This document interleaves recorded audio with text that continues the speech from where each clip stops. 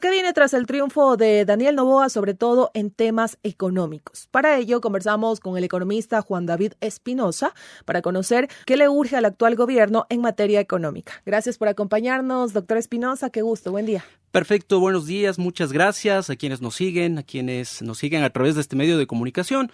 Un placer compartir con ustedes. ¿Qué tan viable usted ha visto la propuesta del presidente Daniel Noboa para mejorar la economía y generar empleo, que es una de las principales demandas de la población, considerando también el contexto actual que vive el país? Es una situación un poco compleja. Vamos a tener que ajustarnos a todo nivel. La sociedad va a tener que aceptar los cambios que se vienen, que realmente van a ser radicales. Recuerden que el nivel de desempleo es una de las situaciones que agravan al país. Más del 50% de la población económicamente activa sí está en situación de informalidad. ¿Qué significa esto? Que mucha gente no encuentra trabajo en condiciones óptimas, no trabaja 40 horas semanales, las 8 horas del día y ni siquiera percibe al menos el salario básico. Por tanto, es una situación realmente compleja. Ventajosamente, la sociedad ecuatoriana siempre ha tenido una salida importante. La gente es trabajadora, la gente busca de cierta manera generar ingresos, generar recursos. Y vemos la informalidad, vemos negocios, emprendimientos que se han generado y esto es sumamente interesante para la economía del Ecuador. Lastimosamente tiene sus ventajas y desventajas. Dentro de las ventajas vemos que de alguna manera apoya al sector económico, genera mayores beneficios, ayuda a que la economía pueda desarrollarse. Y una de las desventajas es que lastimosamente este sector informal es el que no cumple con la parte tributaria. Entonces, ventajosamente, como digo, esto también de cierta forma camufla los reales niveles de desempleo que existe. Porque claro, el hecho de ya estar ocupado, así sea 2 o 3 horas en el día, eso ya no le genera como empleo, sino como subempleo. ¿Ya? ¿Y cómo ve usted esta respuesta que ha dado el presidente Daniel Noboa al tema de los emprendedores, pequeños emprendedores? Porque también mucho se habla que si bien es cierto son negocios propios, no están en la formalidad, lo que usted menciona, no existen aportaciones al IES y ahí también pues existen estos otros inconvenientes. A ver, el emprendimiento es un sector extremadamente vulnerable, requiere, demanda del apoyo de parte del gobierno, con recursos, con financiamiento. Lastimosamente no existe, habrá pocos recursos que se destinan a los emprendimientos, pero lastimosamente la mayor parte de la economía son pequeños recursos que la gente pone a trabajar. Y lastimosamente, fíjense en que apenas salimos de esta crisis energética y mucha gente terminó quebrando y perdiendo los pocos recursos que tiene. Ahora, ¿cuál es la salida? Que el Estado, a través de los organismos adecuados, busquen la manera de canalizar recursos a menores tasas de interés, a mayores plazos, que permita que la gente pueda lograr un desarrollo, pueda tener ese margen de maniobra de contar con recursos frescos que le permita mantenerse en el tiempo. Es una de las debilidades del sector pequeño, del microemprendedor, las debilidades, no contar con los recursos y claro, lastimosamente las condiciones económicas no son las mejores, vemos altos niveles de competencia que existe en el mercado, tienda tras tienda, digamos, en un pequeño sector que lastimosamente no permite este desarrollo adecuado. Entonces creo que esa es una de las vulnerabilidades que tiene este sector, no contar con recursos que le permitan desarrollarse de forma adecuada. Y la población se pregunta, ¿estos recursos de dónde se sacan, de dónde se obtienen? A ver, tenemos varias opciones. Una es que el Estado destine parte del presupuesto hacia este sector emprendedor que ayuda, como digo, al sector económico, pero cuando esos recursos provienen de otros sectores, digamos, préstamos a tasas de interés elevadas, el conocido chulco, digamos, mucha gente se endeuda, la usura, etcétera, que son presas fáciles para acceder a estos recursos.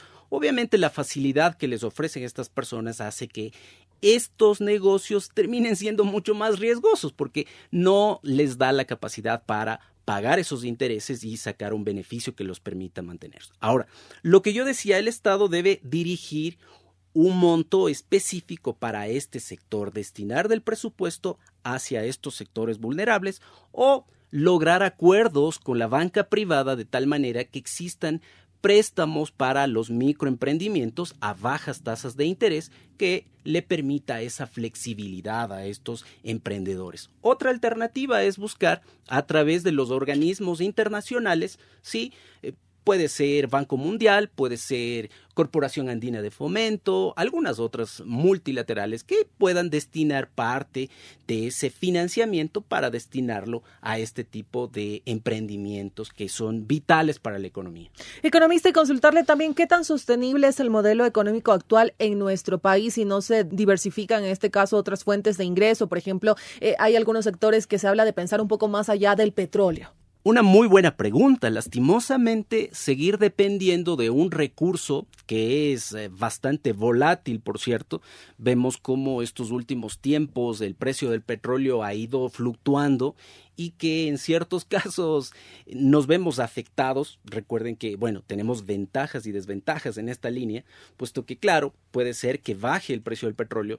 De cierta manera nos afectamos porque vamos a tener menos ingresos para la economía, pero por otro lado podemos decir que podemos comprar estos combustibles, ¿no es cierto? Estas naftas, importarlas a un menor costo. Ese sería un beneficio. Pero ya hablando de este modelo, de estos recurrentes déficits fiscales que ha tenido el Estado en estos últimos años, es complejo. No puede mantenerse la economía en esa situación. Vemos las necesidades de financiamiento que requiere el gobierno. Ahora mismo, fíjese, en este primer trimestre, las necesidades de financiamiento, ¿sí? Son altas. El déficit ya supera los 700 millones de dólares. Es una situación realmente compleja. Nos vemos abocados a seguir buscando financiamiento, a seguir endeudándonos, con lo cual pues no vamos a lograr una solución ni en el mediano, sí, ni en el largo plazo, si no corregimos a tiempo. Lastimosamente, las medidas que se deben adoptar son difíciles, son complejas. Fíjense, ahora mismo el Fondo Monetario Internacional tiene pendiente un desembolso de 410 millones, ¿sí?, que se acordó que sería luego de la segunda vuelta electoral.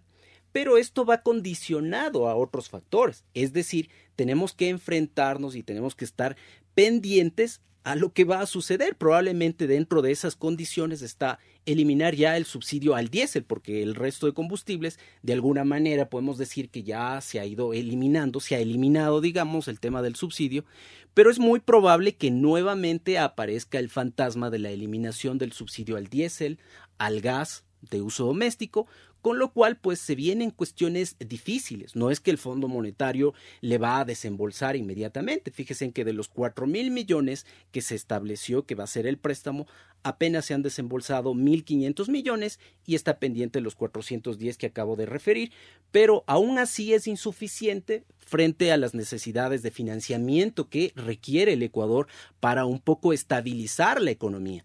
Y claro, vienen otros factores que son sumamente complejos detrás de ello y que tienen un vínculo, que tienen una correlación importante con la economía. Por tanto, hay que tener mucho cuidado. Me refiero al tema de la seguridad, que está ligado directamente con el tema de la economía, con el desarrollo de la economía, con la recuperación de la economía. Y economista, el presidente Daniel Noboa, lo mencionamos, ha sido reelegido para un periodo de 4 años y la población que confió en él y que, le dio el voto a la otra candidata también han señalado que no se puede seguir improvisando, sobre todo en materia de economía. Entonces, aquí, ¿cuáles son esos temas urgentes que el presidente Daniel Noboa debe decir? A ver, los pongo en la mesa para empezar a trabajar con ellos en materia económica y hacer que nuestra economía pues se fortalezca y crezca. ¿Cuáles son esos retos? Perfecto. Bueno, el tema de las elecciones ya concluyó, para bien o para mal, para gusto o disgusto de muchos.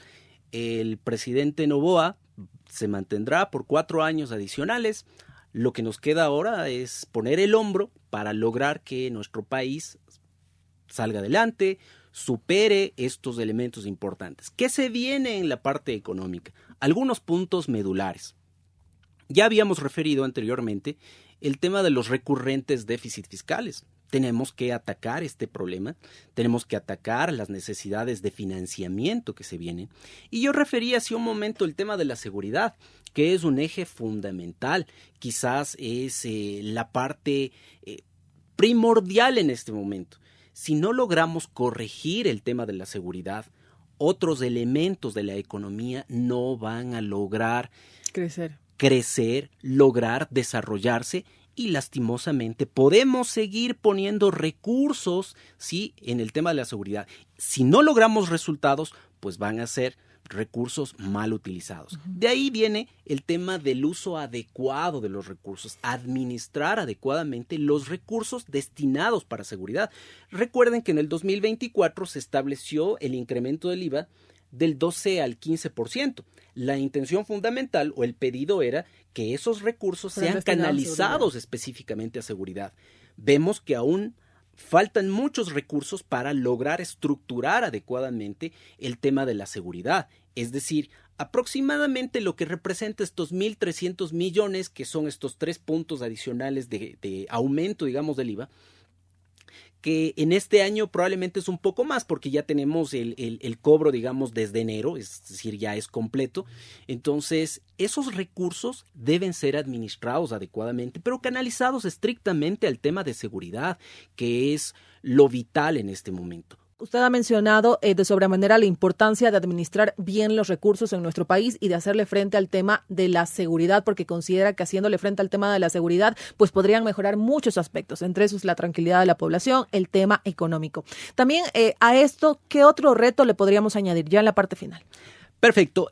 Bueno, una vez que nosotros corrijamos este problema de seguridad, es importante destinar esos recursos al fortalecimiento, al desarrollo de la economía. Pero claro, esto nos llevará probablemente 2-3 años para tratar de corregir, considerando recursos importantes.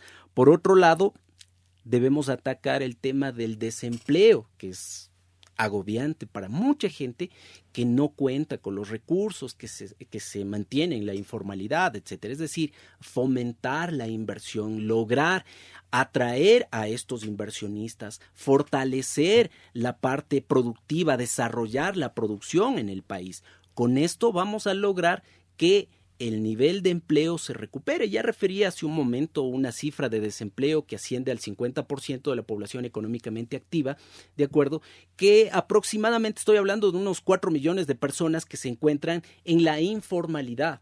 Es decir, si logramos corregir toda esta estructura, si mejoramos la producción, si logramos que las empresas tengan una estructura tributaria adecuada, si le damos una imagen a los inversionistas diferente, sólida, fuerte, con estructuras flexibles que permitan que vengan esos recursos, pero me refiero a la inversión real, a la inversión que busca el desarrollo, no solamente la empresa, que es totalmente lógico, me refiero al beneficio de la sociedad también, no me refiero a los capitales golondrinas que vienen por unos tiempos cortos, que se llevan los recursos y terminamos peor que antes. Me refiero a la inversión que viene, que se mantiene, que genera remuneraciones justas, que se reconocen las utilidades a sus trabajadores, ¿sí?, que permite que los trabajadores se desarrollen, que puedan crecer.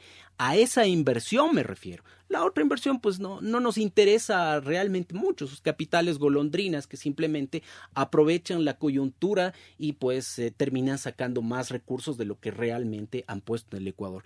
Y finalmente, algo importantísimo, ¿no? El tema de mantener el acceso a financiamiento. Claro, muchos se pelean con el tema del Fondo Monetario Internacional. Yo creo que ahora más que nunca necesitamos y requerimos recursos, necesitamos inevitablemente reducir los déficits fiscales para corregir la economía. No cabe pelearse en este momento con estos organismos, hay que ajustar, hay que negociar adecuadamente sin que exista un impacto en la sociedad. Perfecto, economista, le agradecemos por este análisis, gracias por acompañarnos. Un placer, a las órdenes. Amigos y amigas, culminamos esta entrevista con el economista Juan David Espinosa, también catedrático. Sigan en sintonía de cada uno de nuestros espacios de la red informativa de Corape.